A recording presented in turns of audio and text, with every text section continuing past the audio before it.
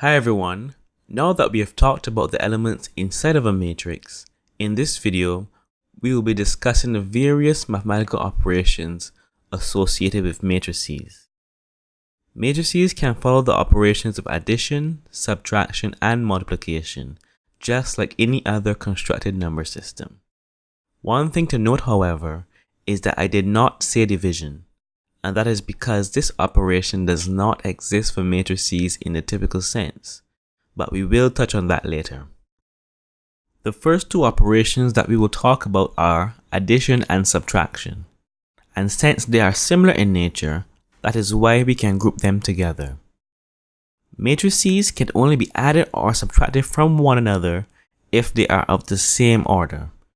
What I mean by that statement is that a 2 by 3 matrix can only add to or subtract from another 2 by 3 matrix. And the calculations are done by adding the corresponding elements from each matrix.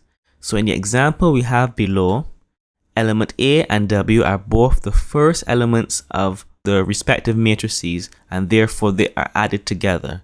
Likewise, B adds with X, C adds with Y, and D adds with Z.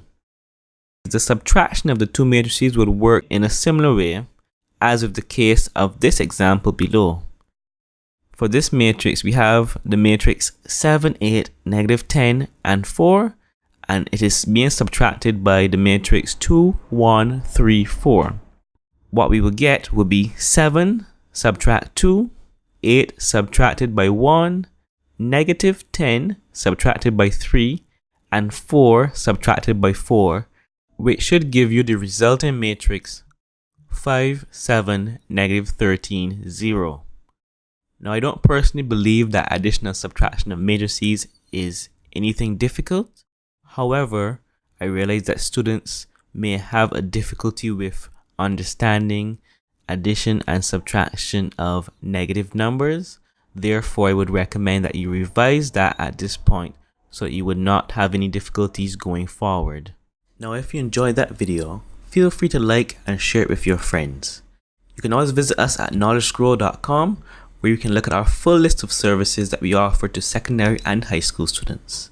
Here's also where you would come to browse our full catalog of featured videos, as well as sign up for any of our reasonably priced online courses.